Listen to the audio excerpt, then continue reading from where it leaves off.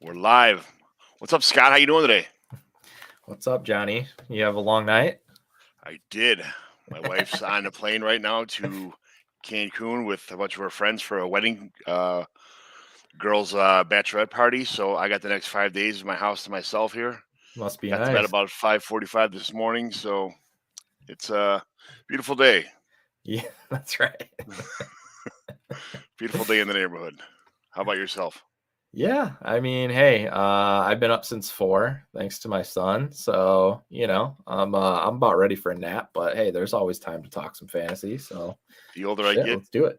the more naps are, a great thing. So Oh, dude, I'm like a nap. I'm pretty much a 5 nap a week guy. Like I'm getting in a nap most, 5 out of 7 days a week, right? So that's kind of my ratio right now. But man, if I could take one every day, my life would be so different. I will tell you, those days where I don't get a nap in, I'm pretty much worthless by like 6 o'clock, I've But never been a nap guy before, but all of a sudden, like here I am, and I'm starting to take yeah, naps, and I'm like, man, once you start taking naps, like you almost life can't changing. stop taking naps. That's the problem. Your body gets used to an awesome nap time. Right. But anyway, welcome to the Commissioner Evaluation Dynasty Day Trader Show. I'm John McGlynn. You can find me on the Twitter machine at John McGlynn75. Uh, Today, my home league's nemesis, Scott Sidlow, also known as Portfolio Dynasty, who can be found on the Twitter machine at Scott_Sidlow. And myself will talk some NFL news and rumors, evaluate some Mighty McGlynn Dynasty home league trades, which all my home leagues, I like to call that, put them under the same blanket of Mighty McGlynn Dynasty home leagues. And as well as some listener league trades that questions that were sent in. Looking at some players who have controversial values right now in other Dynasty League formats. So, that being said, all these leagues are presumed to be tight end premium, 0.75, Superflex, 12 teams, around 30 players per team. So, this is just you can kind of associate yourself with the scoring or the actual rankings and setup we have going on here. So, let's start off with some news around the league today. So the first thing, it's kind of let's get the elephant in the room out of here. The NFL suspended Falcons wide receiver Calvin Ridley for betting on games while away from the Falcons and during the 2021 season. The NFL statement says that the betting took place over a 5-day stretch in November. Ridley can apply for reinstatement, which means this is pretty much he's not guaranteed to come back. He can only reapply for reinstatement after February 15th, 2023, which happens to be the day after the Super Bowl next year. So next year, the Super Bowl is on Valentine's Day, just in case all you cats and kittens Awesome. had awesome plans. I'm sure the wife, the girlfriend, or both of them are going to have a great time on Valentine's Day on Super Bowl Sunday, but we're going to have to plan accordingly for that. But according to Patrick Doherty, the NFL investigators did conclude that Mr. Ridley used no inside information when he bet $100,000 on Matt Ryan would take a third down red zone sack in the fourth quarter of the Falcons' Week 17 loss to the Bills. So that's I mean, I don't know. This is not like Pete Rose level of kind of stuff, but at the same time, it is gambling. These guys do have some kind of insider information on stats stuff that we're not privy to as a public sector people. So, what do you think about this whole situation? We know the rules. They know the rules. Everyone knows the rules. You cannot gamble if you're a player. That's how it works. I'm sure there are guys that use bookies or kind of do a roundabout way, family and friends type of thing. I'm sure that happens all the time. I don't know why in this day and age when literally everything can be tracked and, I just don't know what someone in their right mind is thinking, but as we know, Calvin really may not have been in his right mind. So, that's during the period where he stepped away from the team. So yeah, man, I mean, it's unfortunate, but it is what it is. Like, the rules. So I don't care if it was, he's saying, oh, it was only $1,500 or whatever, it doesn't matter. It doesn't matter if it's $1. I mean, it questions the integrity. And yeah, he was away from the team, but he still knows players. He's still friends with players. He knows things that are going on, whether you're betting against the team or not. Players on other teams. I mean, this guy, where did he go to college? He knows basically a player on every team, at least one, right? You know, you're going to have, you know, college teammates, these guys that grew up playing in, you know, like some of the elite leagues, you know, the 7-on-7 type of stuff. These guys all know each other, man. So you get some inside information from somebody that, you know, hey, this guy's actually really banged up. I know he's not on the injury report, but he's not going to have a good game today. You're going to take that information and make a bet. I mean, listen, you cannot do that. You can't. There's just no room for it. It doesn't make sense. I don't understand the outrage over it. These people that are like, oh, that's so, no. You can't have it. You just can't have it. It's just the integrity of the league is in question. You cannot have betting. That's how it works. Get over it. There's zero room for error on that kind of stuff. Like that's right. You have to. It is what it is. If you bet, you're out. I mean, just find your buddy. You know, Joey the Tooth or whatever. You know, yeah, seriously. Give him $100,000 and tell him put it in his name. You know, right. It's that easy. It really is. It really is. I'm sure it happens all the time. And so, I mean, it seems incredibly stupid to do what he did. You know, I don't know, but I'm down to 3 shares as it is. So I wasn't buying any because he's already older. He was an older rookie.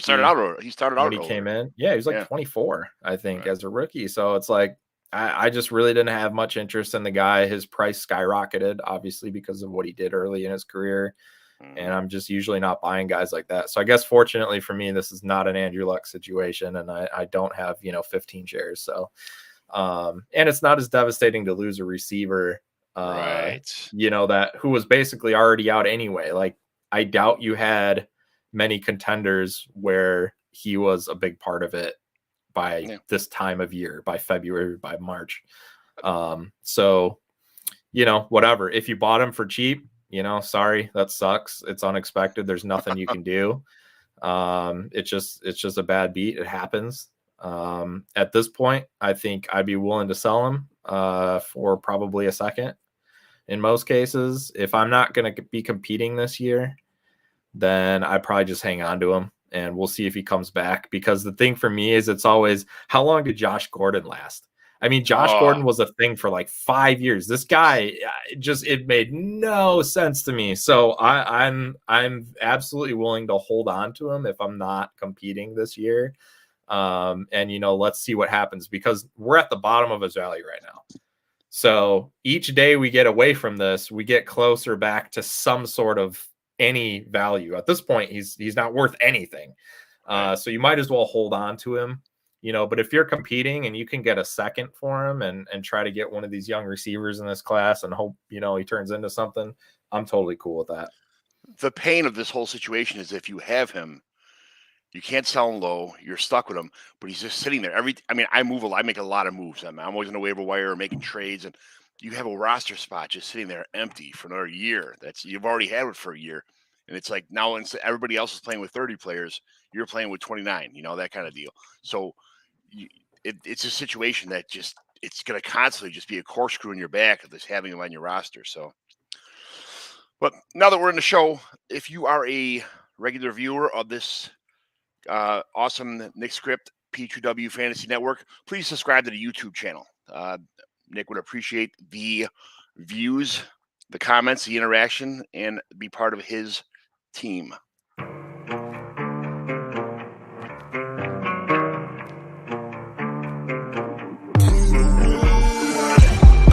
Play to win, no fear to give. I feel, but I can't forgive. I go all in this time, yeah, I won't regret. I'll pick the best on trip, they don't understand. I play to win, yeah, I play to win, I play to win. Yeah, I play to win, I play to win. Oh, play to win, I play to win. Yeah, I play to win, I play to win. And we are back. So, more news in the NFL ever-changing world. Jack Doyle has decided to retire after 9 seasons with the Indianapolis Colts. Colin Granson's season or what?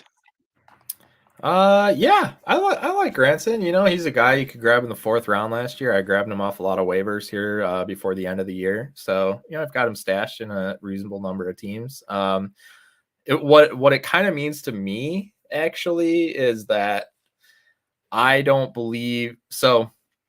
Why do you take this long to decide, right? You're thinking about your body. Are you healthy? Can you go through the grind? But the other part of it is are we competing? Are we playing for something? And so if he's shutting it down, it's just one more clue into, what's happening with Carson Wentz. Is he going to stay for another year? It just makes me lean a little bit one way or the other, right? It's just one more little thing. It may have nothing to do with it, but if he feels confident that like this team's in a spot to go compete for a championship, like he probably lace up one more year, or at least see where it goes. And you don't have to retire in March. You can wait a little bit. So yeah, I don't know, just maybe a little conspiracy theory there, but just me looking into it, trying to make something out of Jack Doyle. I was about to say, wouldn't it suck if he left right now and they got an awesome quarterback? Like he's been playing with kind of right. I don't know. I feel bad for guys that kind of play for mediocre teams for a long time, and then like the year after they leave, some stud walks in and they're like, "Shit." Well, that's what I mean. Like you think he's got to have some idea, right? They probably told him we're moving on. Hey, listen, man, we're not going to sign you. Either you go somewhere else, or Sure. So they gave him the go fall on your sword, pull a Harry Carey kind of thing, and just get it over with. Right. You don't want to pick up his family and move and go to somewhere else for a year. And he's always hurt. He's not that big of a producer anyways. I mean, he's a solid tight end, but he's more of an NFL player than a fantasy player. So we're not really concerned with him, No doubt. Yeah. So, well, speaking of tight ends, yes, David and Cleveland Browns have placed the franchise tag on tight end David Njoku. They're the first team to place the tag on any player this offseason. So I'm a huge fan of Njoku. What about you? Yeah, me too. I'm sad. I wish he was going somewhere. It sounds like they're keeping Hooper and they're keeping Njoku. So rip Harrison Bryant, or at least see if I can keep him on my taxi squad one more year. Oh, man. I literally last year I went and picked up Harrison Bryant in almost every league, thinking that okay, these guys are gone. Yep. It's gonna be the Harrison. So Bryant. many shares. Yeah, here we go. Ready? And I'm stuck with a penny at the circus with nothing to do with it. Hey, that's all right. One more year. We'll see. Because I don't see them re-signing Njoku long term. Honestly, I don't know. Maybe they do that and get rid of Hooper next year. I'm not sure. The whole thing on Hooper the first year was he got hurt. He had that weird injury. It was like I forget. It was like a kidney or something, right? He was out for like 8 weeks, and then when he came back, he was actually getting targets and he looked decent. And we thought, well, there's some hope for him. That was before last season, right? And then last season he basically did nothing. That offense did nothing with Baker Mayfield. Baker's back. That pretty much screws everybody on that team because he's not a good quarterback, and so. Njoku at this point, too bad, but we'll wait another year on him. Remember when Njoku and OJ Howard came out? I mean, it was literally as I was more hyped up about OJ Howard and David Njoku than like people were now about Kyle Pitts. Like I thought these guys are they're going to change the game. They're going to change the game. They're like humongous wide receivers. They're I mean, this is going to be great. And I'm sitting here with 4 years later with these same guys sitting here doing nothing on my roster, getting hurt or just not producing. And I'm like, man, I had so much, I wanted these guys to pan out so bad. They just don't.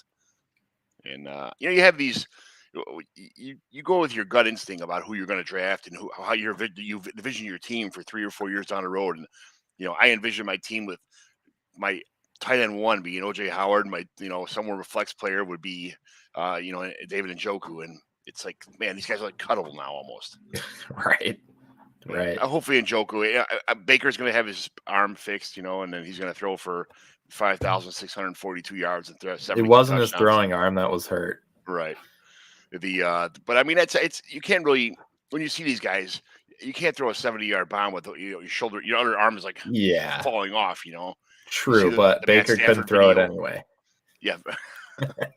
You see the Matt videos of him like walking around with his arm hanging out of his socket, like trying to get the last play in. That it's a lot. It takes a lot of grit for these guys. They have like torn. I do agree with that. I will give him credit for that for sure. It's easy for me to sit back and say, "Come on, ass, let's just throw the ball with the guy's wide open, like 20 yards. I can throw 20 yards with my kid. Come on." Right. No, that's fair. And so I guess we kind of have little breaking news here. We're a little bit after this, but they just announced that Rodgers is going to re-sign in Green Bay. 4 years, $200 million. So that's insane. And they're going to tag Adams. So they're going to keep both of those guys. I'll be curious to see if they cut Aaron Jones, try to save some money there. But the cap did go up 26 million, kind of made up for that COVID year. So that was a big jump. It normally goes up about 10 to 12. And remember last year it didn't. And so that's what kind of hurt things. But now it's back. Everybody moved closer to being under, helped out the Packers a lot. They're able to structure this probably to, I think he was going to count 44 million against the cap anyway. So they restructure this a little bit to make it more cap friendly. They tag Adams. Now we'll see what they do, but they may not have much else around them, which is interesting to me. Everybody kept saying, "Oh, Rodgers, go back to Green Bay. He's got the best chance." Well, I agree. The division is probably theirs, but I don't know who's going to be blocking for him, who's going to be playing defense, because they still need to figure that stuff out. So we will see what they do there, but at least good news for me personally, because I had 0 shares of Aaron Rodgers exactly 12 months ago, and I've picked up 3 between an orphan, a trade, and a startup in the last 90 days. So I was banking on him coming back, and so I guess that's good news. Good news for Adams' value too as he gets older. This might be a sell point for him, unless you're contending, because then you're gonna want him for that. But yeah, where are you at with Rodgers and Adams? And you think he's gonna play 4 years? You think he's still an elite asset? I was hoping he'd retire. He's just kind of, he's so polarizing with like his. Dramatic. Yes, he's the most. How do you go from the most intense competitor in the entire league, the league MVP, and then the next minute you're like, I don't know, man. I'm not sure what I'm gonna do. He just flip flops back and forth on like his emotions and like what drama, man. It's like the guy just feeds on drama, and I feel like at any point in time he could have said that, yes, I want to compete for 4 more years, or I'm just done with this shit, man. I'm gonna go sit and talk to maybe 7 talk shows a day and just kind of just break up with 3 more girl fiancés and just kind of do my own thing. And he's so, I don't know. I always liked the guy, but he just rubbed me the wrong way every day now. The guy, his face just makes me sick. And I just traded. The worst part about it is I traded a P-win, for Mahomes and stuff. And now it's like, that's the worst part. That is truly the worst part. Yes, I completely agree with that. When you're in a league and like somebody, like you just see like the future exploding on a guy that you don't want anymore. Like, I'm gonna get rid of this guy. I got Patrick Mahomes out of the deal, so I'm really not mad. But right. I could have like just kept Mahomes. I could have kept Aaron Rodgers and been okay. Then he actually had he's league MVP.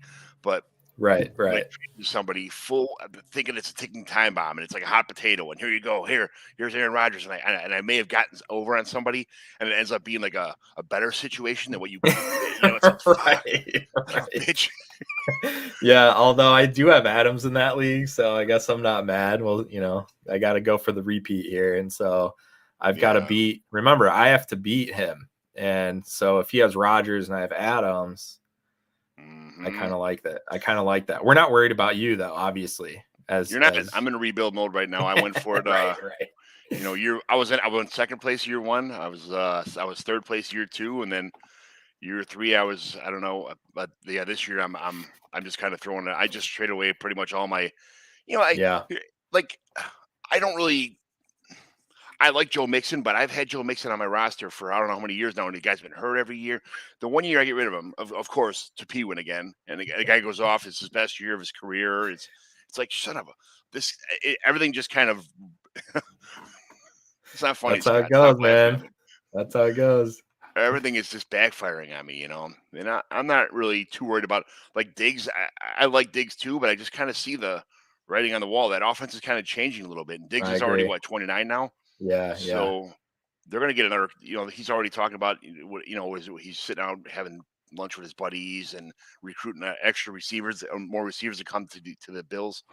So I don't know what's going to happen with Diggs or Mixon.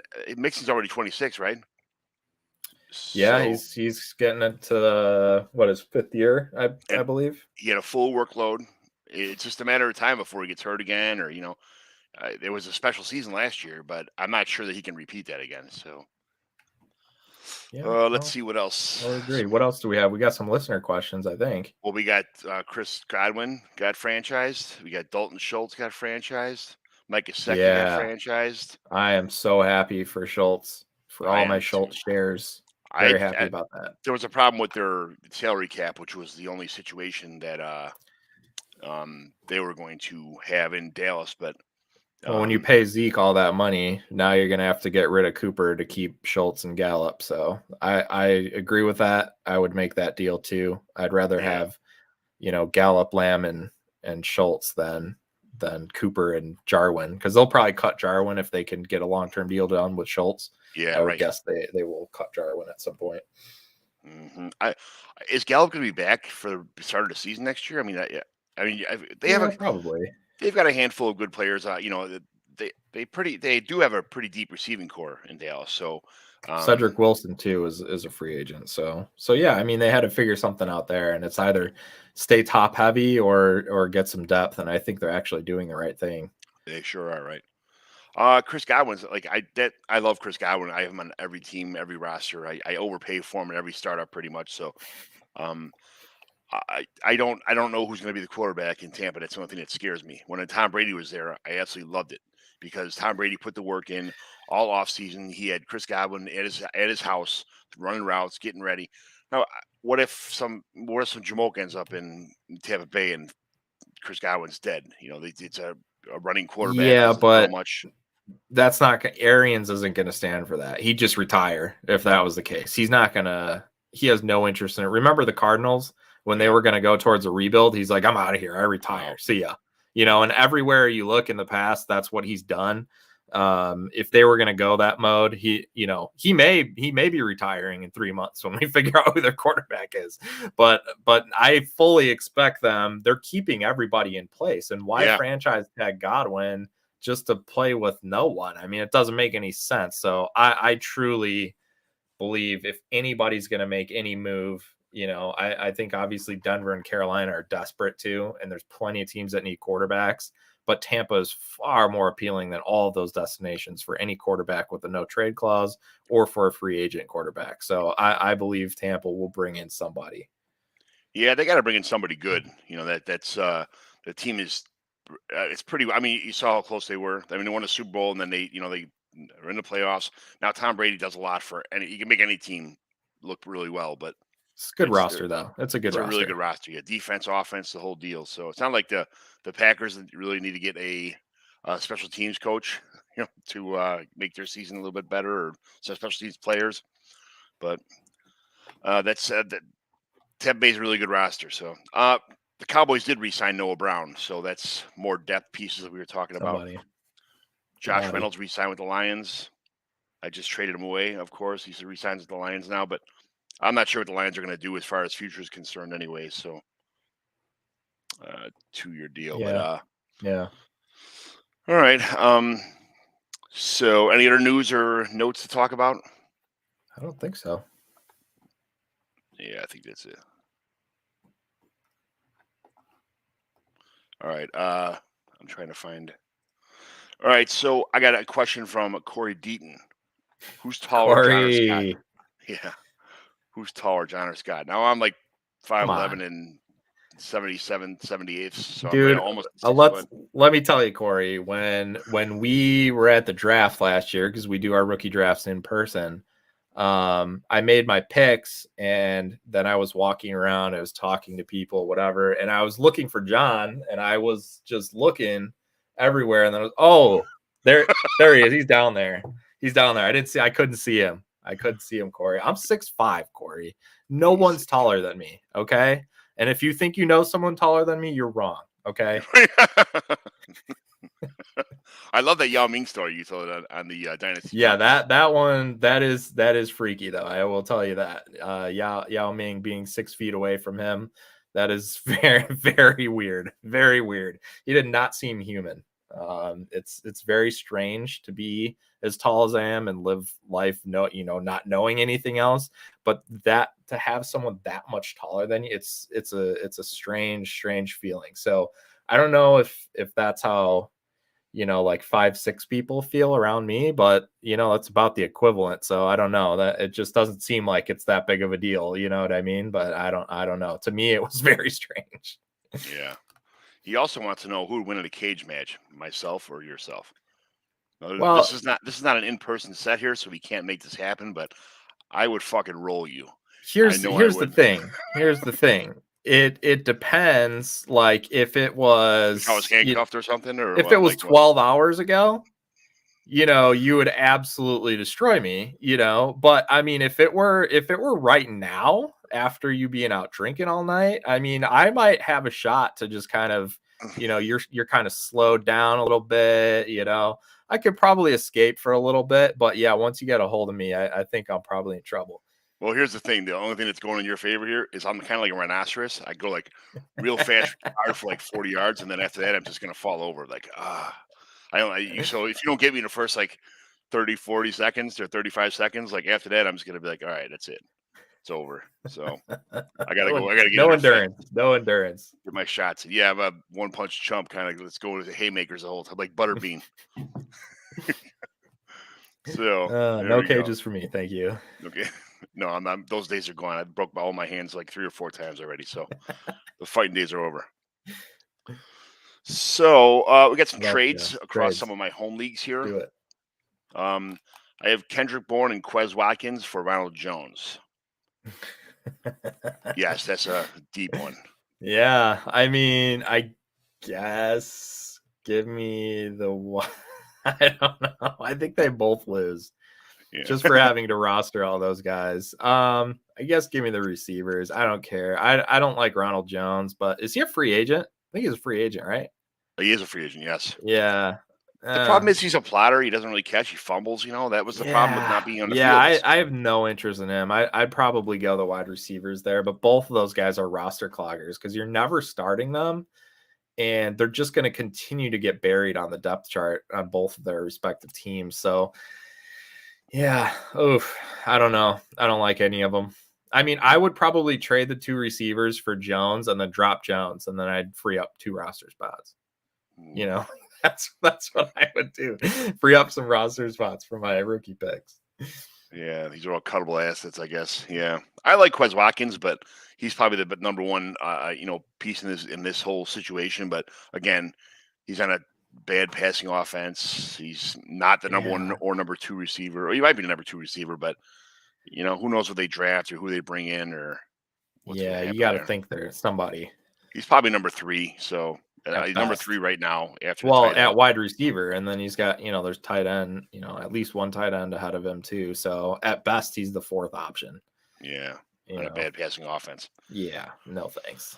So my guy, another trade, Amir Smith-Marset, who I absolutely love. He's one of these guys who I think is going to pan out in my own head, but we'll see what happens. And Amir Smith-Marset, 22,401 and a 2023 third, which I'm trying to acquire as many 2023 thirds as I can. So Zach Ertz and Josh Reynolds is on the opposite side. Okay. Yeah, I mean, this for me, I would, most trades, I guess in general, I want the best player without having context of, the roster and the league and where everything is. I mean, I'm just going to take the best player. So Ertz showed he could still do it last year. I think he resigns in Arizona personally. So I would probably take that side, but I have no problem with, with moving on from him and the other side. Probably value wise, it's about right. Maybe a little under.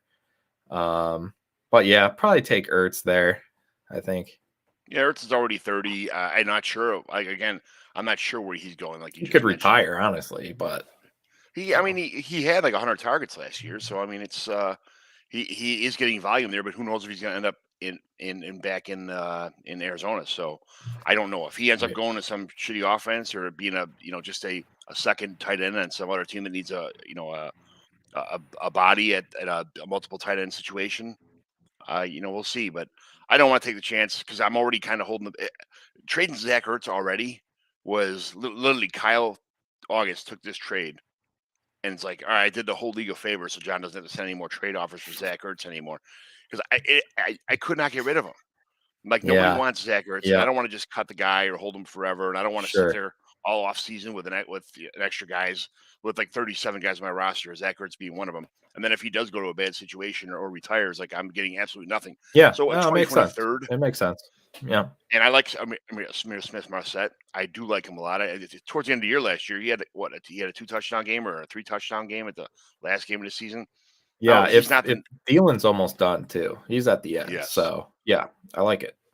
And Smith Marset is I think he's a 5th round draft pick, but so draft capital's not really in the equation. But if he pans out, if he to be the number 2 receiver, or let's say number 3 receiver on the Vikings team, I'm all aboard at plus 2023 and a 401. There's the guys in this year's draft. This is a very deep draft. I'm not going to say it's a great draft, but it's a very deep draft, and I can get a decent running back, decent tight end. You could replace Josh Reynolds with that pick very easily, and probably more. So yeah, and then. With the Rams offense now essentially going to Minnesota, they should be running some 3 wide receiver sets. So yeah, I mean Smith Marset could actually just we'll have to see how he fits with the new scheme. But if he does, he could be out there. Yeah, what if I could pick up a Greg Dulcich or like a who knows? I can get a boat, I guess, like they say. But there's a lot of guys out in this year's draft. Jeremy Ruckert. Guys like that I could pick up, so I'm okay with these flyer picks. I'm 100% fine with that. Yeah, agreed. Michael Pittman, a 22-108 for a 22-101 and the 209. Wow. So the 101 moves back to the 108 and gets a Pittman, but they also had to give up a late second. Yeah, I mean, in this class, if you felt like, I mean, I guess if we all had a draft today, it'd probably be Breece Hall 101. I mean, I've heard Treylon Burks for sure, and I know there's guys that like Willis and whatever, but honestly, I mean, these guys are so tiered together that I think landing spot's going to make a huge difference. That's what's really going to start separating guys. So to me, I think you could probably get a similar player at 108 than you could at 101. So to get a Pittman for that difference, I personally like it. I think I'd take the Pittman 108 side. You are taking in a Superflex Dynasty like rookie draft. You would take Breece Hall over Malik Willis or Kenny Pickett. If I had a draft today, which is weird because I never take running backs, but if I had to draft right now today, 101, I would take Breece Hall. Just because I think he can fit in any scheme, and whoever drafts him, he's going to go high enough that he's going to have a role early on. But I don't know where the quarterbacks are going to end up. I don't know what situations. They're all going to go somewhere because there's too many teams that need quarterbacks. But, occasionally they end up in a spot where they fall for some reason that we don't know about, and we'll hear later. We don't know about the medicals yet at the combine. There's just so many guys that for whatever the difference is between, let's say if Willis or Pickett is your 101, could you get Matt Corral at 108? You probably could. So would I take Corral and Pittman over, Willis and whatever you get at the 209? Yeah, I would, but I guess more because I'm a Pittman guy. So that helps. But I don't think there's that big of a difference between 101 and 108. To me, there's just not that difference in this class. It is. It's not a star class, but it is deep. It's like, Breece Hall had 700 attempts and only fumbled 3 times. Yeah, that's crazy. That's a good stat. And 2 of them are early, so that is pretty crazy. That's an Iowa State thing, man. They know how to protect the ball there. Monty was the same way. David Montgomery did not fumble either. Yeah, that's a lot of people are comparing Breece Hall to like Leonard Fournette kind of thing. That's but David Montgomery, Leonard Fournette kind of player. But I think Fournette's a little more explosive. I would take Fournette over Montgomery in a lot A lot of people don't agree with me on that one, but I like Fournette better as a player than Montgomery. So too. So, Tua Tagovailoa, I love saying that name, and 22,205 for Matthew Stafford.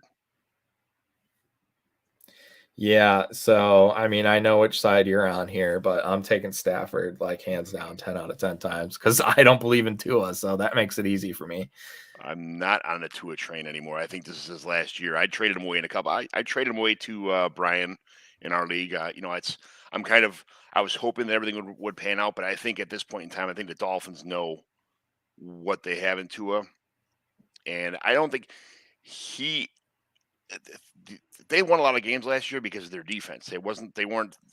I mean, I was in the championship game for a Bitcoin league, and I was in Florida watching Tua, and it's all I needed was literally 7 points from Tua and Devontae Parker combined, and I'm sitting on the TV on vacation chewing my nails like, oh my god, literally, there's 3 seconds left in the fourth, or 3 minutes left in the fourth quarter, and I have a combined total of 3.2 points combined with both of these players. I'm like, what is going on here? I don't think Tua is the future in Miami. I think right now he's he's there because he's there, but I don't think the future is not around Tua. I think he's already showed that he's not a. I agree, 100%.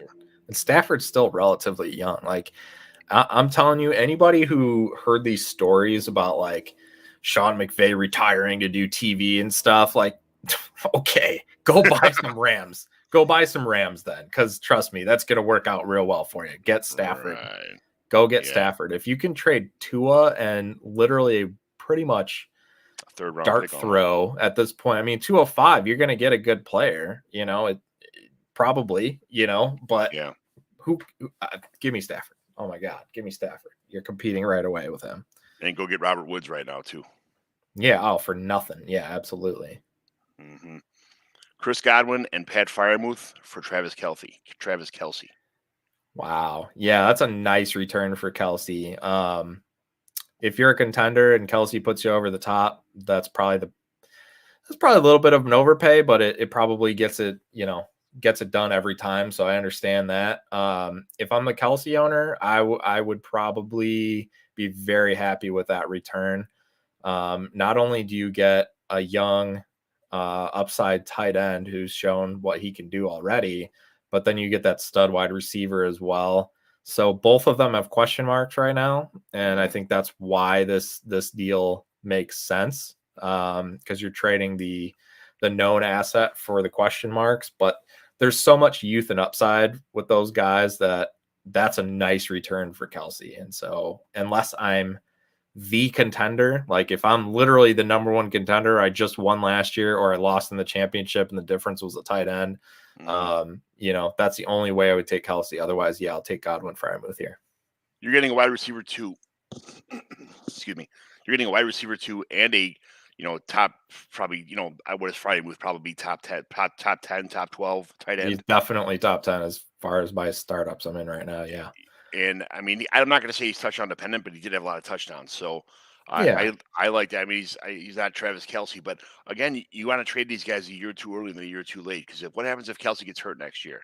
And that's a huge return for Kelce. Yeah. Yeah. I'm especially with I see Godwin and I start, get a little funny in the pants on every trade that he's in. So I like this trade. I'm fun. I love it. Tyreek Hill and Trevor Lawrence for Josh Allen. Yeah, wow. Well, Lawrence is a guy that I want to talk about for sure. I mean, it's Josh Allen to me. It's probably about right.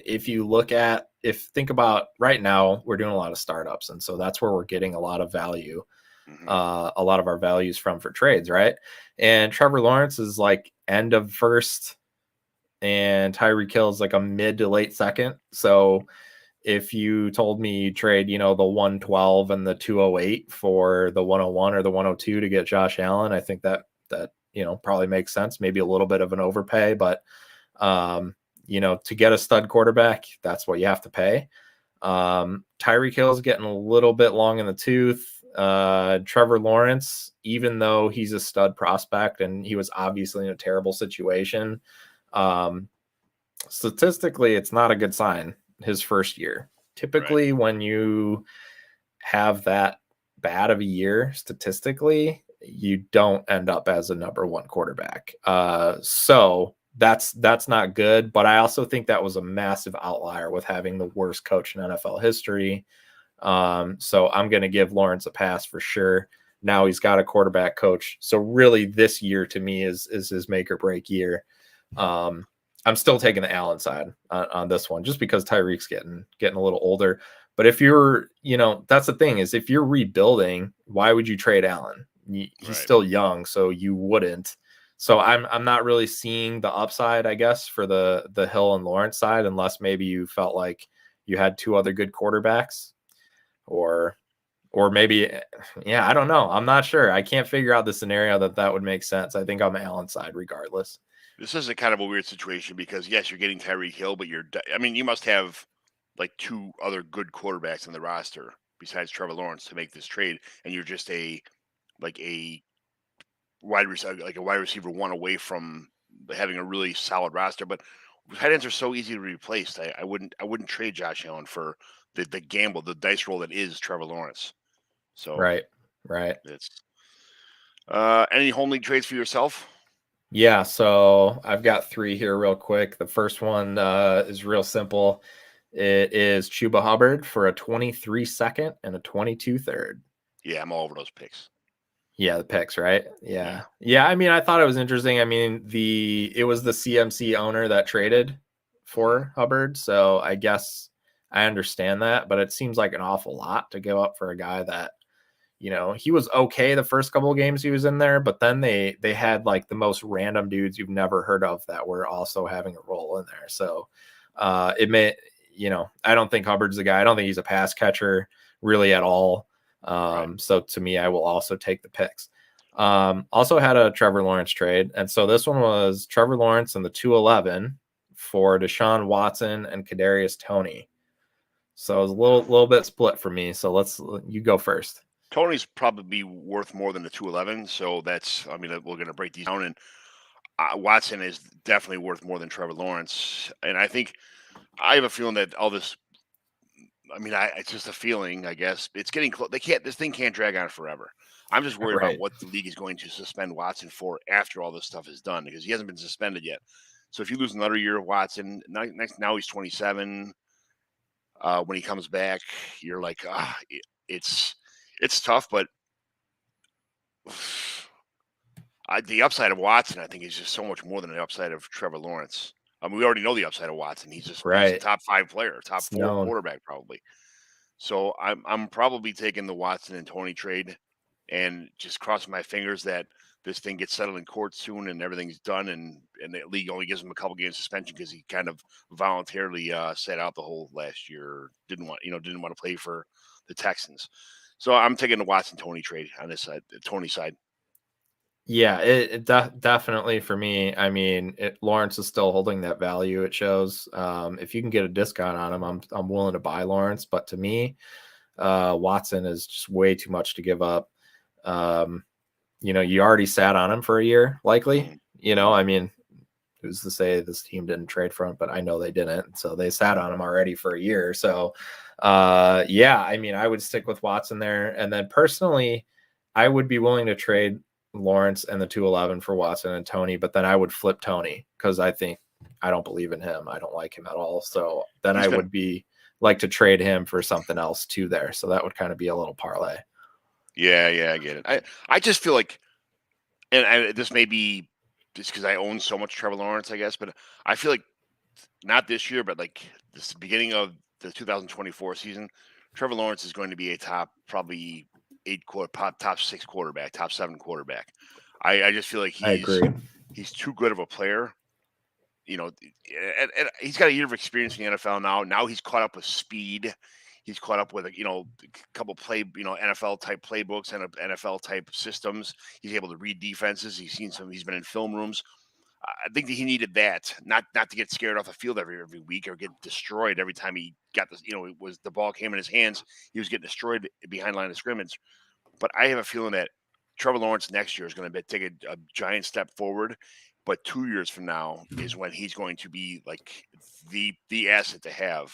He'd probably be like a Josh Allen or a Patrick Mahomes like type, right behind those guys, I feel. in 2 years from now.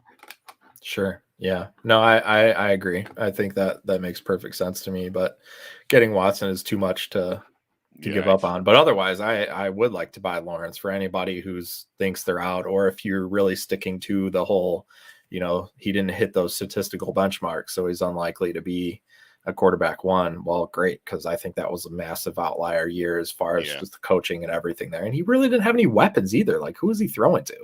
Right. Shark went down so early, and it just, I don't know. Doesn't, to me, I'm still buying for sure.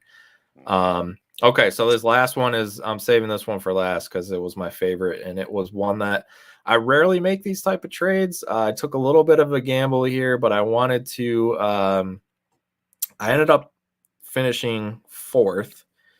Actually, should that be the 110? I think I got third. Regardless, I would have beat the either of the other side of the bracket had I played the other teams, and then I would have beaten whichever team was there. So it's kind of like just a bad situation. My team was really good. I'm already loaded at wide receiver, but I could start a lot of them. So, hey, whatever. So I traded DJ Shark, Michael Gallup, and the 109 or the 110 maybe for Devonte Adams. And this was before, obviously, today's news broke. This was last week. So actually, I think it might have been almost 2 weeks ago now that I did that, because we didn't talk trades last week. We did the startup breakdown. So almost 2 weeks ago now. So it's a little bit of a gamble on Adams getting older, not knowing where he's going to be. Now that he's locked in Green Bay, I'm super stoked with this trade. Regardless, even if Gallup resigns in Dallas, I know what I can get with the 109, but regardless of whoever I get, they're not going to be in my starting lineup. I'm absolutely loaded at every position. So adding a piece like Adams, Shark and Gallup weren't starting for me anyway, even when they were healthy. They were like my sixth and maybe fifth and sixth receiver, or sixth and seventh receiver. So, essentially I traded some bench spots for a top end starter, and this should hopefully put me over the top next year. Yeah, man. Let's just say it's DJ Shark, Michael Gallup, and let's put a name on the 109, or let's say 110. Some leagues, I believe, like the guys like Jameson Williams will fall to like the 109. And if he ends up in a good spot for, if you're win now, this is obviously Devonte Adams. I mean, this is a no-brainer smash except for Devonte Adams. But the rebuilding side didn't do very bad either. Shark's Totally. a little bit underrated. Totally. Michael Gallup, man, if he didn't have this stupid ACL injury so late in the season, I love Michael Gallup. I've always been a Michael Gallup truther. I feel like he's just stuffed in an offense that was like exploding with talent, and it just never really got. You saw him flash some games last year when he had the opportunity. He's such a good receiver. Yeah, he's playing the X too. They moved Cooper to the Z, and he was the X receiver. So, I mean, that's what Devonte Adams' role played in Mike McCarthy's offense. So think about that for a minute. Right. I was super excited about Gallup. So if this ends up being Jameson Williams, Michael Gallup, and DJ Chark for Devonte Adams, I mean, this is a pretty good trade. Yeah, it's a great trade for both sides, right? Because I agree, this is a guy who took over an orphan, and he's not going to compete. So he's going to get some younger pieces, a couple guys with some question marks, but likely all these guys end up. We've only seen the one season out of Shark, so I get it. But yeah, I mean, and Gallup's never really put together a tremendous full season either. But that 109 could be anything. It could be a quarterback for him. Maybe one of the quarterbacks falls. So yeah, it gives him some nice pieces to work around. And, again, it's usually not a trade I would make. I wouldn't trade for the old guy, especially with young guys, but this particular roster, again, that's why every trade needs context, and you have to understand the strategy behind it. And in this case, it made sense for both teams, and that's the perfect scenario for a trade to happen. Devonte Adams is not your typical old guy either. That's the problem. It's like he is like on a wavelength course with Aaron Rodgers, where he is. I mean, he's going to be a top 5 receiver probably the next 2 years. As long as if Rodgers signs for 2 years and they can franchise or long term sign Adams, like that is you're getting a pretty much 20 point per game wide receiver. Right. And that's hard to replace. Yeah, definitely. So, all right. So That's all for your trades, I believe. Then Yep. you want to start off with some players here that have some controversial values right now in the dynasty landscape of things? Yeah, I mean, we can piggyback right off of that. We were just talking about Dallas, and so Amari Cooper, we've heard that they're going to be moving on from him. And I mean, listen, when you pay Zeke that much money, that's what you're going to have to do is get rid of a better, more productive player. So that's unfortunate. But if they get rid of Cooper and then they're able to re-sign Gallup and Schultz and somebody else, then I think that's the right move. And then it frees Amari Cooper to go somewhere and be productive. I mean, the guy could still play, and yep, he's older. I think if you can buy him cheap right now, if you can get a second, throw a second out for him, and people don't like him for whatever reason. He's just one of those guys that like he was highly drafted, and he went to Alabama, and he was a first round pick, and so all these things. The expectations are that he's just going to be elite, right? And he's going to be a stud for his whole career. And I mean, that's just not how it works. I mean, it's just very rare that you get, a Jamar Chase, right? Right. But Cooper can definitely still help your team. I wouldn't give up anything crazy for him. And we'll see where his landing spot is. But I have a feeling that once we get his landing spot, that now you're not going to get the discount anymore because there'll be a role for him. And so I think there's enough teams right now that need receivers. He can definitely step in and have a role and help out a team. And, I'm willing to buy cheap, but where do you stand on Cooper? Were you a Cooper guy early days? Have you kind of soured on him like a lot of people have? For me, he's always been a boomer bust player. So I've never been that. I know some people love him because he has those, when he does boom, he booms. I mean, he's got 30-point games, 40-point games, depending on your scoring system, obviously. But he vanishes some weeks too. So I'm not going to say I'm out on him. If I had him on my team, it would take a lot for me to get rid of him. But I'm not. He's never. He's one of those guys where I'm not actively like trying to trade for either. So I would consider him unfortunately, I know he's a good player, but he'd probably be my mid-range wide receiver 2 on probably one of my rosters. That's about right. I agree. So I wouldn't. He's not. He could, as far as that goes, and a boom bust mid wide receiver 2. So he's going to have those guys that have 245 points at the end of the year, but literally 160 of them came on 3 games. That kind of stuff, So. I like I said, if he was on my roster, I'd keep him, but I'm not gonna chase him. So right, makes sense. There are. Let's see what Cooper's going for, like around other leagues right now. Any other trades involving Cooper that you had? Yeah, let me pull this up real quick.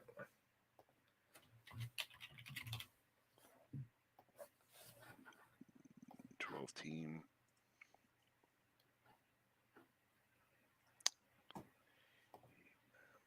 Anytime. You're in 100 million leagues, so I figured that you'd have.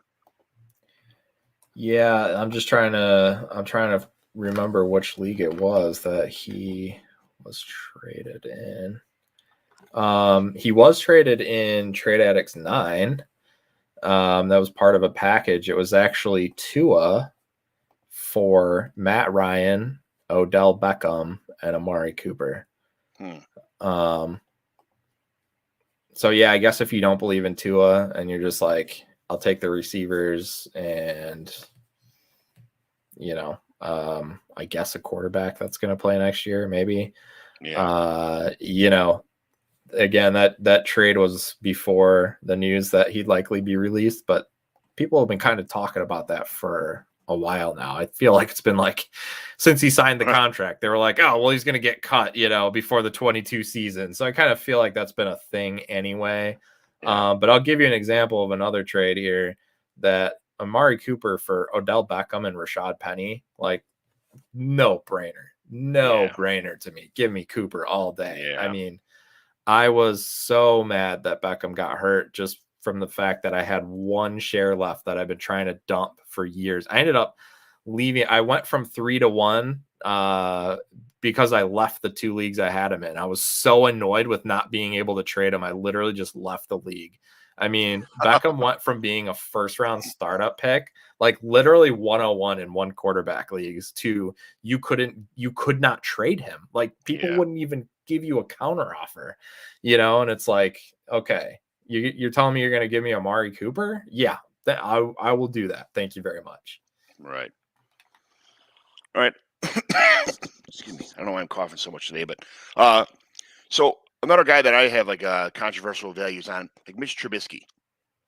He is kind of coming in the league, right? I mean, he's coming into a point right now where he's due for a second contract. He was high draft capital, a shitty team, a good player, not a great player, but a really good player.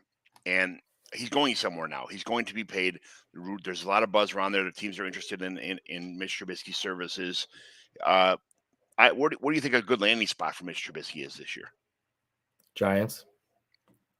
Are they going to move on from Daniel Jones? They seem to have a... Nope, not this year. But when he falters, when they're 6 games into it and Dable goes, yeah, this guy doesn't have it, and Trubisky can run my offense and we can win games. At some point the Giants are going to have to figure it out. They've been losing too many games for too long. So this might be kind of a reboot year, which makes sense. Why not keep Daniel Jones for this year anyway? Right. But at some point, Trubisky knows that offense. Dable knows exactly how to use his skill set. He's not a great player, but he has a very specific skill set that when you put him in a position to succeed, he can, and he can produce some serious fantasy numbers. He played a preseason game against the Bears without Diggs, without Beasley, without Knox, without any of his running backs. He had no one. He was throwing to like Isaiah McKenzie, and he had like 300 yards and 5 touchdowns in the first half. Okay. That's his skill set, the way that Dable uses him in that offense, they can build something around him. So if he goes to the right spot, he can definitely have some value. I've been offered, like I got an offer for like a 3rd and a 4th the other day. And that was an instant decline for me because as soon as he signs somewhere, he's going to probably be worth a 1st. So I will definitely hold on and I will sell then again, because long-term, he's not a good quarterback. So he's not going to be long as a starter, but can he give you some fantasy value? Absolutely. So I picked him up off waivers in a handful of leagues, if you can believe that, at the end of last season. I don't know why people wouldn't be holding them, but I will take it and I will turn it into something else. Absolutely. I just saw a trade here that says Mitch Trubisky and Jameis Winston for Davis Mills. Wow. Wow. Interesting. Yeah, I mean, I get it. But yeah, I'll give up Mills for that. No problem. I love Mills, but at the same time, there's only, 2 for 1. Jameis Winston kind of is the apple of my eye, and I think he's going to, back to New Orleans, and that's kind of the rumor, and I think he just kind of fits there. That's makes sense. Or Tampa. Yeah. I mean, if he went back to Tampa again with that, I mean, he's a top 10 quarterback. Insane. Yes. He's a top 10 quarterback. And let's say what happens if Trubisky goes to, let's say, Washington? Yeah. Well, obviously he's going to have some value then because he's going to be the guy. So yeah, I would like it. I would like it as far as being able to sell my shares for a nice profit. Yes. But I don't like it long term because again, he's not good. But as an NFL quarterback. But yeah, as far as your shares go, you'd be able to sell for sure if you ended up in Pittsburgh, Washington, maybe even Carolina, really anywhere that has a semi-decent coach that's not Matt Nagy, would be able to figure out how to maximize his strengths. Right. I think we talked about Calvin Ridley a little bit already. I'm not sure what you, I mean, I don't, it's such, the fluctuation of what you can get for Calvin Ridley right now is kind of, it's going to take a while for this to kind of absorb, see what's going on, let people stop panic trading. So I'm going to move on to Keyshawn Vaughn. How do you feel about Keyshawn Vaughn? So my guy Garrett Price with Dynasty Nerds. He loved Keyshawn Vaughn, and he talked me into Keyshawn Vaughn so much so as a rookie that I ended up with quite a few shares, and in the second round. So that's all right.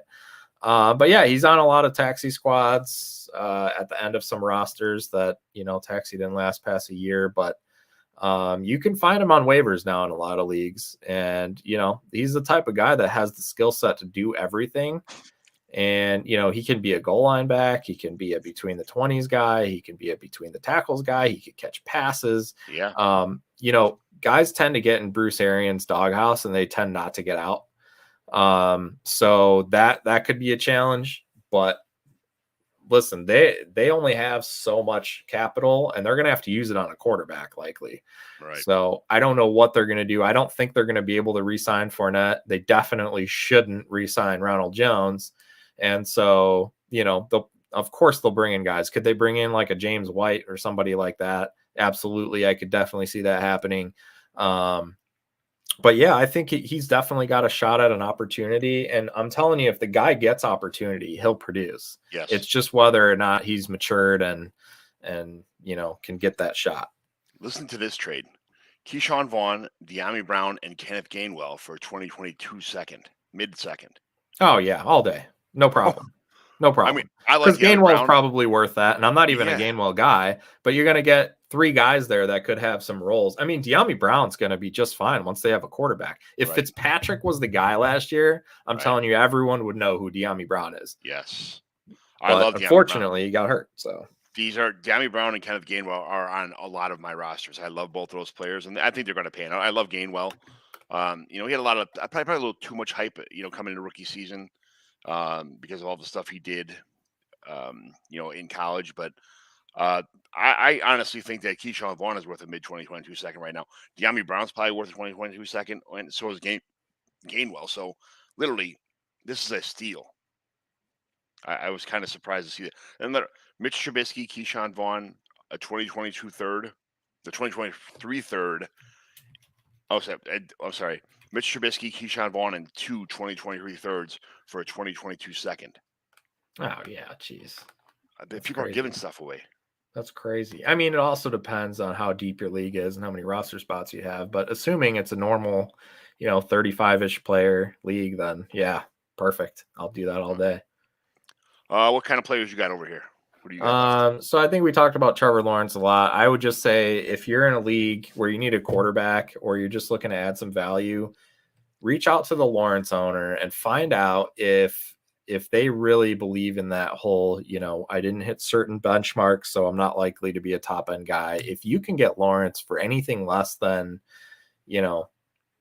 like what would equate to first round startup capital, you should definitely be buying him. Yes. But the last guy we'll talk about here on my side is Josh Jacobs. He's a guy I wasn't really into as a rookie, didn't really have any shares. But I'll tell you what, we're in a new world now. Gruden is gone. Last time we did this, I talked about Waller. Same thing. Gruden is gone. We got a new offense now. We have a coach that's going to use multiple backs. I believe they paid Kenyon Drake too much, and so I think he's going to be on the roster. Unless they cut him, but I think the contract is structured in a way that they might as well keep him. And I'm sure they'll add somebody too, and they'll use multiple backs. But Josh McDaniels has shown to be fantasy friendly in the past. And to me, Jacobs is at the point where people have, if you're still a Jacobs guy, you're not going to be able to get him.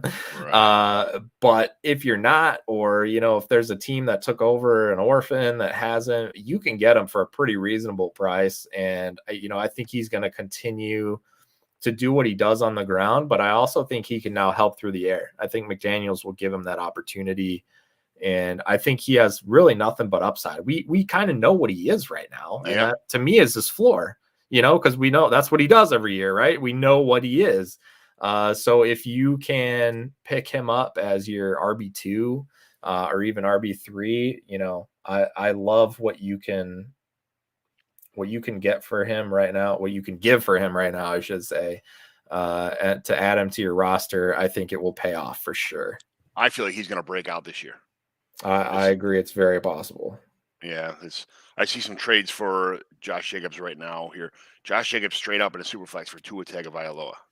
I'm taking Tua there. I'm sorry. I like Josh Jacobs, but Yeah, it's quarterback, but yeah, it is what it is. But let's see, Josh Jacobs for a 2024 first and a 2022 first.